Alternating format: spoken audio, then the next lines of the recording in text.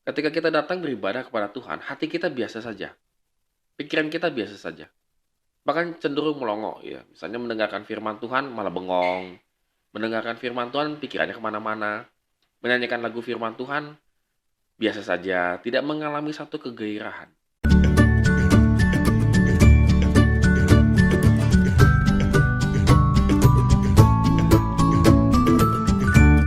Shalom Good Readers, hari ini kita bersyukur karena Tuhan memberikan kita kehidupan dan kita akan kembali merenungkan firman Tuhan di Mazmur pasal 96. Tetap semangat untuk membaca dan merenungkan firman Tuhan. Apakah pernah Anda merasakan hidup ini hampa, berjalan day by day tanpa tahu tujuannya kemana? Atau merasakan bahwa waktu ini sangat lamban, kemudian segala sesuatunya kalau dikerjakan tuh kok nggak cepat begitu ya? Lalu tidak memiliki keinginan apapun, tidak memiliki kegairahan untuk melakukan segala sesuatunya. Kadang kita juga pengennya itu zonanya zona nyaman, nggak mau ada masalah, kemudian everything itu harus berjalan dengan baik-baik saja, dan maunya itu hidup apa yang kita kerjakan itu berhasil, dan posisinya juga enak gitu ya. Nah sehingga, kalau kita sudah masuk di zona ini, maka ini sebenarnya zona hampa.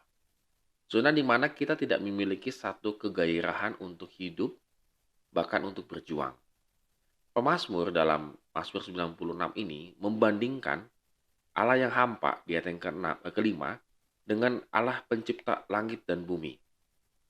Kalau kita bisa melihat, kalau kita benar-benar menyembah Allah yang menciptakan langit dan bumi ini, di ayat 1 sampai dengan keempat, kita tidak akan tidak memiliki waktu yang kosong atau waktu yang hampa. Kenapa? Karena kita akan selalu melakukan pembaruan hidup. Pemazmur mengatakan, nyanyikanlah nyanyian baru. Nyanyian yang berisi pujian yang dinyanyikan dari hari ke hari, dari bangsa ke bangsa, dan dari suku ke suku.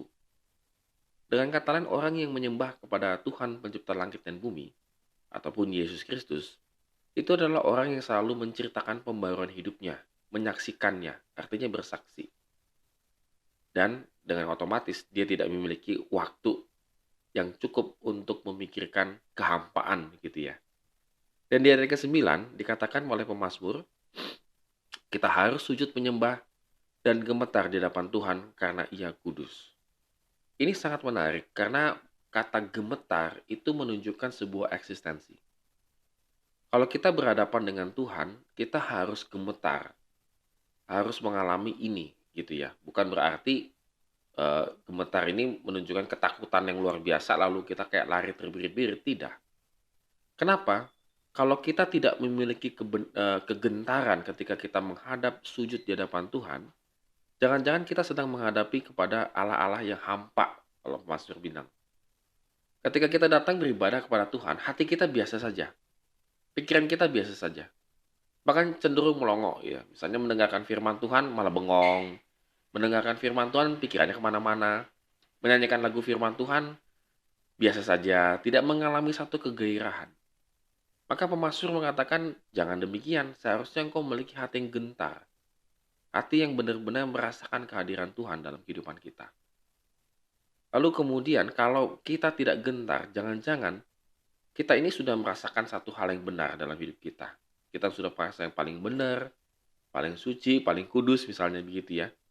Sehingga ketika kita menghadap Allah yang Maha Kudus itu, kita kayak sederajat begitu ya. Nggak ada kerendahan hati, tidak ada sikap hati yang bersujud di hadapan Tuhan. Good Readers, ini sangat penting sekali. Kalau ingin hidup kita bergairah, memiliki tujuan dan seterusnya, maka kita harus punya kegentaran hati ini. Bahwa Dialah yang menciptakan kita, Dialah yang Allah yang menghakimi kita, dan Allah yang sangat kudus, sehingga kita patut gentar di hadapan Dia. Dengan kata lain, karena kita ini adalah orang yang dibenarkan oleh Tuhan. Oleh karena itu, Good Readers, pada hari ini ya, kalau hidup kita merasakan kehampaan, maka kita harus berbalik kepada Tuhan. Kita harus merasakan kegentaran di hadapan Tuhan. Artinya dengan kata lain, kita harus benar-benar fokus kembali kepada Tuhan, supaya Tuhan menggairahkan hidup kita. Sehingga alam semesta, apapun pekerjaan kita dan seterusnya, itu bergairah dan semua arahnya adalah menyembah kepada Tuhan, memuliakan namanya. Mari kita renungkan firman Tuhan ini sebagai pedoman kita pada hari ini. Amin. Kiranya Tuhan memberkati setiap langkah kehidupan kita hari ini.